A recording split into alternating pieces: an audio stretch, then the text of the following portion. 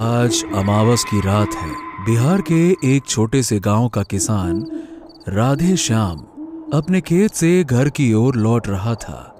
दरअसल आज होली की रात है और किसी ने राधे श्याम को यह कह दिया था कि उसके खेत में नील गायों का झुंड घुस आया है।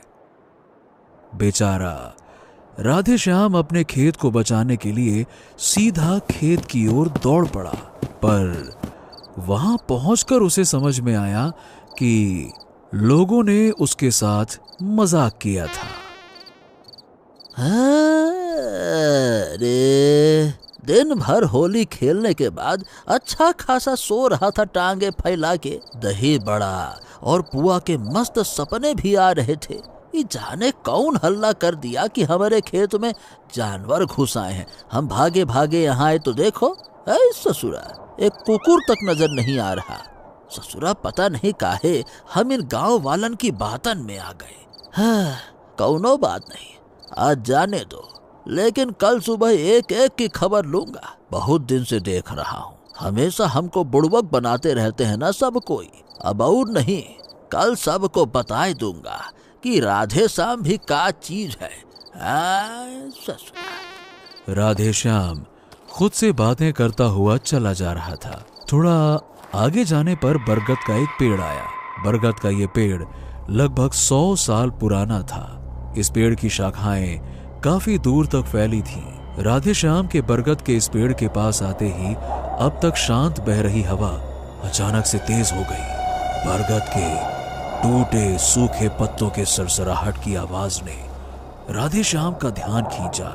अरे ये ससुरा अचानक से हवा कैसे तेज चलने लगी। अभी रात में कहीं आंधी तूफान ना आ जाए। जल्दी जल्दी चलता हूँ। इधर राधे श्याम ने आंधी का नाम लिया और उधर आंधी आ ही गई। राधे श्याम घबरा गया। अरे बाप रे बाप, अभी कौन सी नई मुसीबत आ गई। चलो चलो अपने बरगद बाबा की शरण में जाते हैं, अब उन्हीं का सहारा है। बाप रे बाप, अरे रे रे रे रे रे रे। राधे श्याम भाग के तुरंत बरगद के पेड़ के नीचे आ गया। उसे लगा कि इस वक्त बरगद का पेड़ ही उसके लिए सुरक्षित रहेगा। जैसे ही आंधी रुकना थमेगी और वो वहां से चला जाएगा। पर राधे श्याम गलत था। उस तेज बहती आंधी में जहां हवा चीख रही थी, वहां एक आवाज और गूंजी। वो आवाज किसी औरत की थी। उस आवाज में एक अजीब सा दर्द था। वो औरत कराहते हुए राधे श्याम का नाम ले रही थी। राधे श्याम, राधे श्याम। राधे श्याम चौंक गया। ये ससुरा, ये आधी रात में, इतनी रात गए कौन औरत मेरा नाम ले रही है। मेरा कान तो नहीं बज रहा कहीं। अरे रे रे रे रे, ये कौन औरत आ गई रे। वो आवाज धीरे धीरे इतनी तेज हो गई जैसे कोई राधे श्याम के कानों के पास बोल रहा हो। राधे श्याम अब सचमुच घबरा गया। अरे ये क्या तमाशा है भाई। कौन है, कौन है रे। हे भगवान, कहीं कोई चुड़ैल, कहीं कोनो डायन तो नहीं है। नहीं नहीं नहीं नहीं नहीं नहीं, ये हमारा भ्रम होगा। अरे हमारा भ्रम होगा ये। हाँ, कहीं पुआ में भांग तो नहीं मिला दिया था रे। ये हमको क्या हो रहा है। तभी उस औरत की चीख निकली और वो चिल्ला उठी। क्या कहा तूने? मुझे क्या कहकर बुलाया? डायन? तेरी हिम्मत कैसे हुई मुझे डायन कहने की? राधे श्याम को अब यकीन हो गया कि कोई भटकती आत्मा उससे बात कर रही है। डर के मारे उस आंधी में भी उसके पसीने छूटने लगे। अरे नहीं नहीं नहीं नहीं नहीं नहीं, अरे नहीं नहीं नहीं नहीं, हम तो बस यूं ही कह रहे थे। हम काहे कहेंगे डायन किसी को। देखिए, अब कोई दिख ही नहीं रहा है तो कोई भी इंसान साधारण तौर पे क्या कहेगा बताइए। आप ही बताइए भला। यही कहेगा ना कि कोनो भूत, कोनो चुड़ैल, कोनो डायन। देखिए, पर हमने आपको देखकर तो नहीं कहा ना। राधे श्याम, तुम लोगों ने ठीक नहीं किया मेरे साथ। मैं सारे गांव से बदला लूंगी और उसकी शुरुआत तुमसे होगी। अरे हम क्या किए हैं समझ ही नहीं आ रहा है। हम तो चुपचाप अपने खेत गए थे जानवर भगाने, खेत में कोई जानवर नहीं दिखा। अब अपने घर ही जा रहे हैं तो आप मिल तो गई हैं, लेकिन यहाँ भी कोई दिख नहीं रहा है। ये सब क्या हो रहा है मेरे साथ? अरे अरे अरे अरे अरे अरे अरे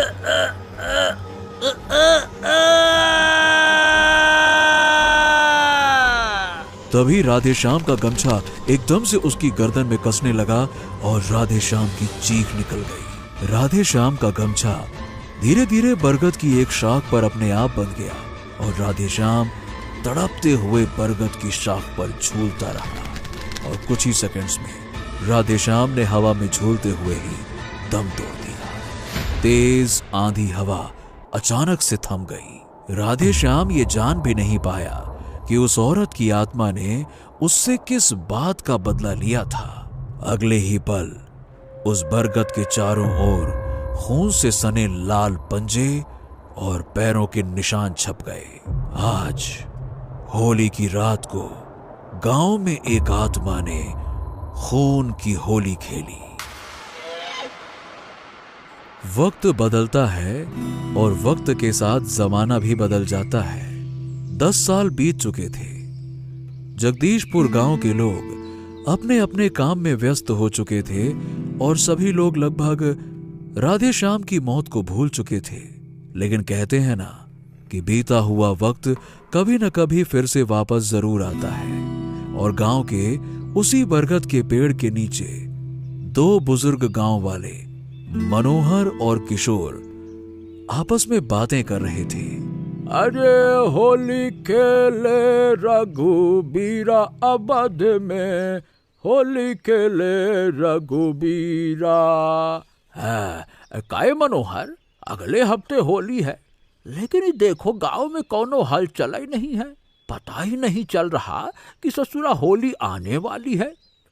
हाँ, एकदम ठीक ही कहे किशोर। अब सोचो जरा, अरे हमारा जमाना हुआ करता था जब 2-3 हफ्ता पहले से ही होली का हुड़दंग शुरू हो जाता था। अरे मजाल है कि होली के समय कोई हमारे घर के सामने से सूखे सूखे निकल जाए। हाँ, अरे क्या मजा आता था उस टाइम। अब तो होली के दिन भी पता नहीं चलता कि ठीक से होली है कि क्या है।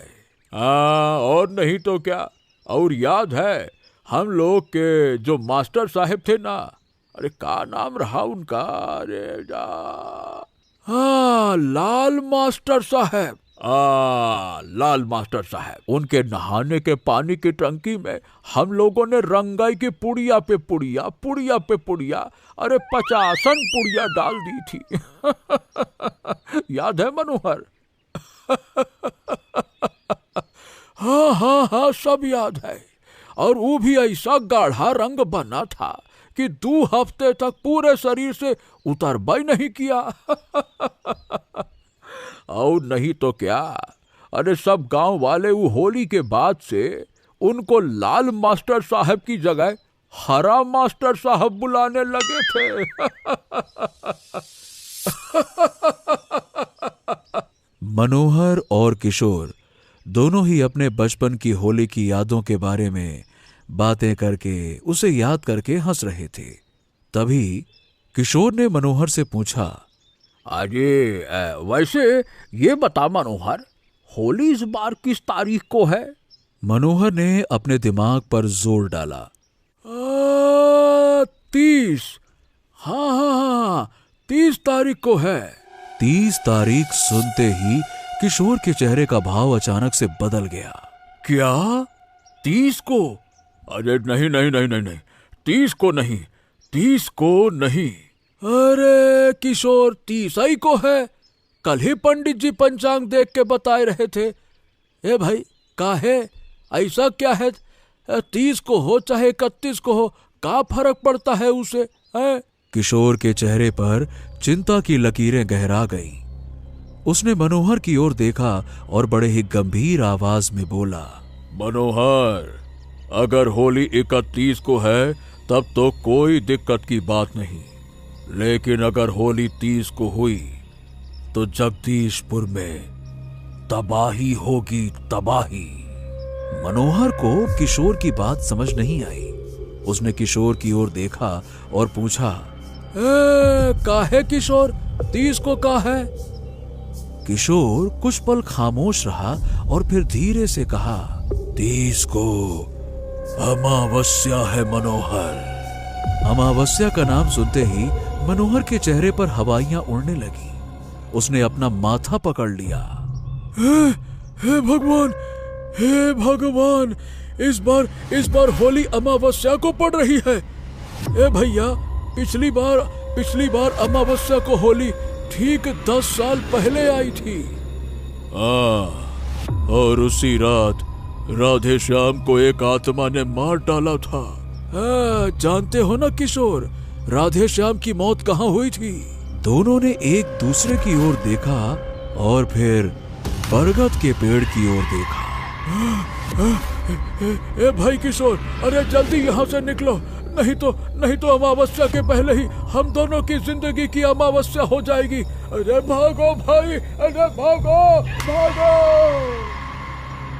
मनोहर और किशोर दोनों ही सर पर पांव रखकर अपने अपने घर की ओर तेजी से भाग गए। दोनों समझ चुके थे कि बीता हुआ वक्त फिर से अपना खौफनाक अतीत दोहराने को बेताब हो चुका है। अगले दिन सुबह का सूरज आसमान पे चढ़ चुका था। मनोहर और किशोर अपने अपने सर पर बोरिया बिस्तर लेकर जा रहे थे। तभी गांव के एक लड़के रजत की नजर उन दोनों पे गई। अरे ए मनोहर चाचा, ओ किशोर चाचा, क्या ये बोरिया बिस्तरा सर पे रखकर कहाँ चल दिए भाई आप दोनों? अरे रजत बेटा, तुम भी यही करो, इसी में भलाई है तुम्हारी और हम सब की। हाँ। अरे ये कौन सी बात हुई चाचा, जरा ठीक से तो बताइए, हम कुछ समझे नहीं, काहे हम करें और आप काहे कर रहे हैं? हाँ, तो इस बार बेटा होली अमावस्या को पड़ रही है, मतलब इस बार किसी न किसी की मौत होगी, वो आत्मा फिर से वापस आएगी। मैं तो कहता हूँ बेटा, तुम चले जाओ, बम्बई वापस चले जाओ बेटा। इस बार होली की छुट्टी बम्बई में मनाओ।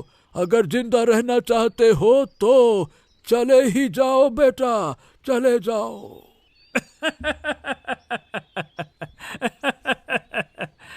अरे चचा, क्या बात करते हो? अरे हम तो कहते हैं मेरे साथ आप दोनों भी बम्बई चलिए। अरे फिल्म लाइन में हिट हो जाइएगा। आप दोनों का जोड़ी ना बहुत कॉमेडी करता है।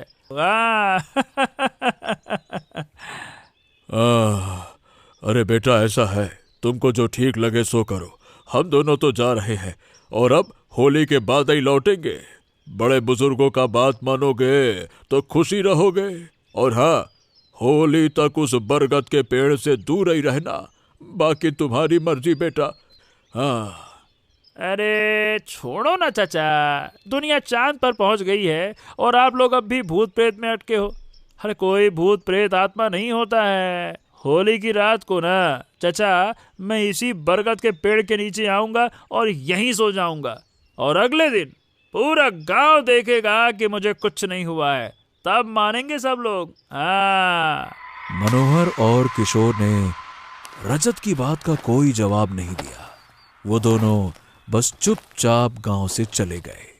रजत भी उन दोनों की बातों को हंसी में टालकर अपने घर वापस लौट गया। देखते देखते होली भी आ गई। रजत ने अपने दोस्त के साथ खूब होली खेली, और होली खेलते खेलते शाम कब बीत गई पता ही नहीं चला। तभी रजत का एक दोस्त उसके पास भागता हुआ आया। अरे जल्दी चलो, रजत, रजत। अरे रजत, हे रजत, जल्दी चलो, जल्दी अपने घर जाओ, जल्दी अपने घर जाओ। अरे घर? अरे अरे, आराम से आराम से आराम से। क्या हो गया मेरे घर को? वहां तो ताला लगा है और चाबी मेरे पास है। अरे तुम्हारे घर के बाहर ना लाल रंग के पंजे के निशान पड़े हैं। गांव भर में हल्ला हो गया है कि आज अमावस्या को आत्मा तुम्हारे पीछे आएगी। गांव के लोग उसे डायन बुला रहे थे। डायन। अरे क्या बकवास करता है, क्यों झूठ बोल रहा है? ये बता, भांग वांग तो नहीं पी लिया है ना? हैं? कितने गिलास पिया, बता कितने गिलास? अरे नहीं भाई, अगर तुम्हें यकीन नहीं हो रहा तो तुम खुदा ही जाके देख लो ना। जाओ देख लो। रजत ने आओ देखा न ताओ और फौरन अपने घर की ओर तेजी से भागा। रजत जब घर पहुंचा तो उसने पाया कि उसका दोस्त सच कह रहा था। वाकई में उसके घर के दरवाजे के बाहर लाल रंग से सने पैरों और हाथ के पंजों के कई सारे निशान बने हुए थे। बाप रे, ये ससुरा, इतने सारे लाल रंग के पंजे के निशान आए कहां से? समझ गया, ये सब मेरे दोस्त की शरारत है। होली के लाल रंग को खून बनाकर ये हमको डराना चाहते हैं। इन्हें क्या लगता है कि मैं इन लोगों की तरह जाहिल हूँ? अब तो आज रात में पक्का उस बरगद के पेड़ के नीचे सोऊंगा, तब इनको पता चलेगा कि कोई भूत प्रेत चुड़ैल ऐसा कुछ होता ही नहीं है। नहीं तो। रजत ने यह तय कर लिया कि आज रात वो उसी बरगद के पेड़ के नीचे सोएगा जहां मनोहर और किशोर ने उसे जाने से मना किया था। रजत बिना कुछ सोचे समझे बरगद के पेड़ की ओर निकल पड़ा। रात धीरे धीरे अपने मुकाम की ओर बढ़ रही थी और रजत बरगद के पेड़ के नीचे पहुंच गया। चलो भाई। अरे रे रे रे रे रे, आज तो बहुत थक गया हूँ। पेड़ के नीचे बड़ी अच्छी नींद आएगी। बंबई में ये मजा भला कहाँ मिलेगा। चलो इसी बहाने प्रकृति का आनंद उठाया जाए।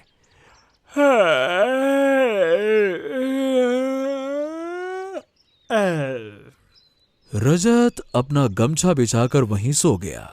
थोड़ी ही देर में वो नींद के आगोश में चला गया और खर्राटे मारने लगा।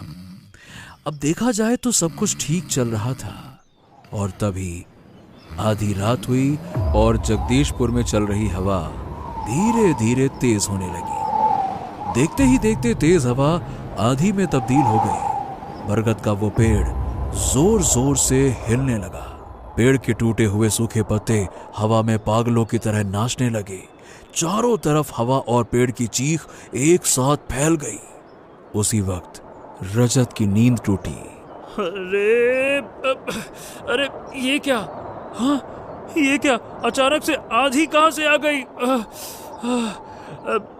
तेजी से धूल भरी आंधी चलने लगी और रजत को अचानक से मनोहर की बात याद आ गई। अगर गांव के बुढ़े यहाँ होते ना तो इस आंधी को देखकर यही कहते कि ये किसी भूत का काम है। अरे नहीं, भूत है ही नहीं। क्या कहा था उन्होंने? हैं? डायन। डायन, ये लफ्ज मुंह से निकलने के बाद रजत को कुछ ऐसा दिखा कि उसके रोंगटे खड़े हो गए। बरगद के पेड़ के आसपास खून से सने पंजों के निशान अपने आप बनते जा रहे थे, ठीक वैसे ही जैसे उसके घर के सामने बने थे। अरे नहीं नहीं नहीं नहीं नहीं, ये नहीं हो सकता। ये निशान अपने आप कैसे? अपने आप कैसे? नहीं नहीं नहीं नहीं नहीं, गांव वालों ने सच ही कहा था। तभी हवा में एक औरत की आवाज गूंजी। रजत अच्छी तरह से जानता था कि उसके आसपास कोई भी नहीं है। गांव वालों की जिन बातों को रजत ने एक सिरे से खारिज कर दिया था, आज वही बातें उसके ठीक सामने सच बनकर खड़ी थी। मतलब गांव वाले सही कह रहे थे। मनोहर और किशोर चाचा सही कह रहे थे। ये खून के निशान और आवाज उसी डायन की है। उसी वक्त आंधी थम गई और रजत के सामने एक धुंधली छाया जैसी आकृति सामने आके खड़ी हो गई।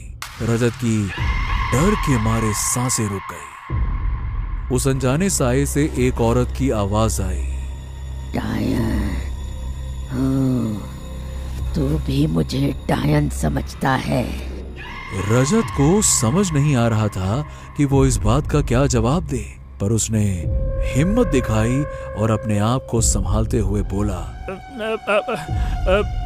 देखिए आप जो भी हैं, जो कोई भी है, हम आपसे माफी मांगते हैं। हम आपको डायन नहीं बुलाते थे। वो तो गांव वालों का नाम सुनते ही उस अनजान साये को गुस्सा आ गया। वो साया अपने असली रूप में आ गया और रजत के सामने सफेद साड़ी में एक औरत खड़ी थी, जिसके पैर और हाथ के पंजे लाल रंग से सने हुए थे। वो चिल्लाकर बोली, गांव वाले, नाम भी मत लेना उनका मेरे सामने, किसी को नहीं छोड़ूंगी। रजत को उस चीख को सुनते ही डर के मारे चक्कर सा आ गया। उसने फिर से अपने आप को संभाला। देखिए मैं तो आपको जानता नहीं हूँ, लेकिन मैं तो ये भी नहीं जानता कि गांव वालों ने आपके साथ किया क्या है। एक पल के लिए चारों ओर सन्नाटा छा गया।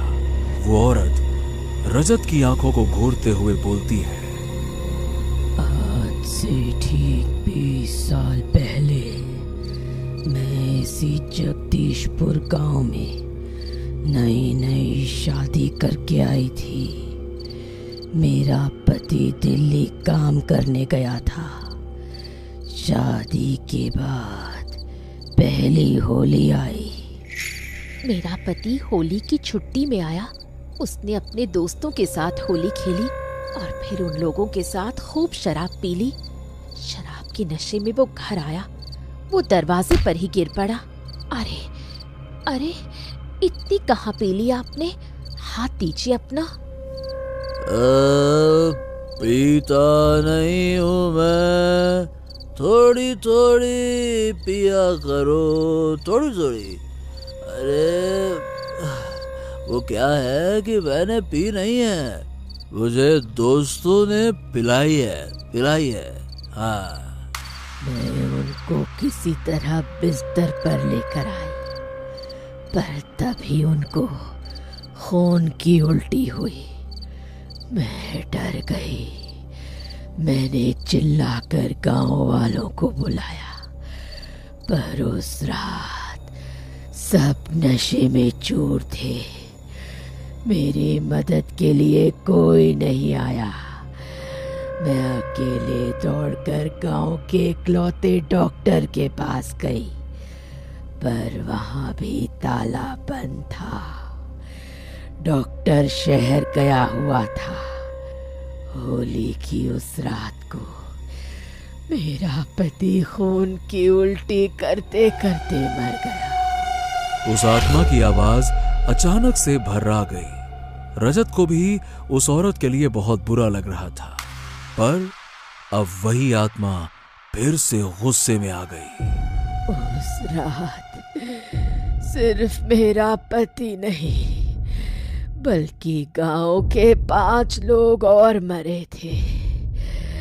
उनके मरने की वजह थी जहरीली शराब, लेकिन गांव वालों ने बजाय पुलिस के पास जाने के मुझ पर इल्जाम लगाया। देखो भैया देखो, शादी हुए जुम्मे 4 महीना भी नहीं हुए, खा गई ये डायन सबको। हाँ, बिल्कुल ठीक कह रहे हो भाई। आज अमावस्या की रात है और मेरे दादी ने कहा था कि अमावस्या की रात को डायन किसी न किसी की बलि जरूर देती है, और ये वही डायन है। इसके आने से पहले कभी भी किसी की शराब पीने से मौत नहीं हुई थी। और उसके बाद पूरे गांव ने मान लिया कि मैं डायन हूँ। और आज अमावस्या की रात मैंने सबको जादू टोना करके मार डाला और उनकी बलि दे दी। लोगों ने अचानक मुझ पर पत्थर चलाना शुरू कर दिया। मैं जान बचाने के लिए भागी। मैं सर से पांव तक लहूलुहान हो चुकी थी। मुझे लोगों ने इतनी जोर से मारा कि मैं रेंग रेंग कर चल रही थी और अंत में इसी बरगद के पेड़ के नीचे मेरी मौत हो गई। गांव भर में मेरे खून से सने पैरों और पंजों के निशान छप गए, पर अगले दिन गांव वालों ने उसे भी धो दिया। रजत सर झुकाए चुपचाप खड़ा रहा। वो उस औरत से नजर नहीं मिला पा रहा था। क्या हुआ रजत, अब नहीं बुलाएगा मुझे डायन? हाँ? रजत ने धीरे से अपनी नजर ऊपर उठाई और उस औरत की तरफ देखकर कहा, देखिए, मैं समझ सकता हूँ कि जो हुआ वो माफी के लायक नहीं था, मगर इस बात को 20 साल हो चुके हैं। अब गांव के लोग बदल गए हैं। लोग अब इन सब बातों को नहीं मानते, इसलिए आप भी सबको माफ करके भूल जाइए ना। रजत की सब भूल जाने वाली बात पर उस औरत की आत्मा जोर जोर से हंसने लगी। क्या कहा तूने? भूल जाऊं?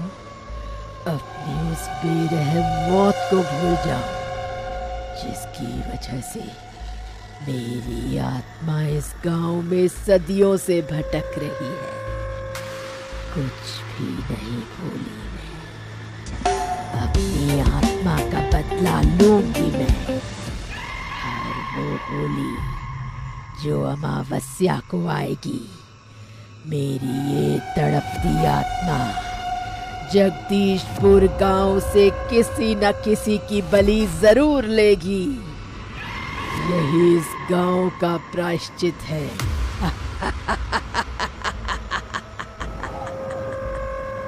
उस औरत की आत्मा ने अपने दोनों हाथ उठाए और फिर हवा जोरों से बहने लगी। रजत ने भागने की पूरी कोशिश की, मगर आंधी इतनी जोर थी कि उसके कदम बेबस हो गए।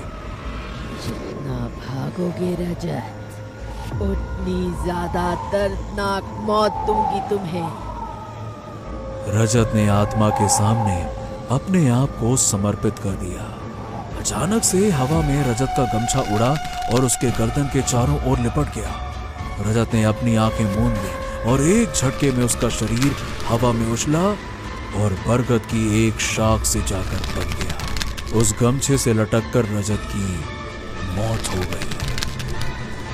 20 साल बाद उस औरत की आत्मा ने जगदीशपुर में फिर से खेली खूनी होली।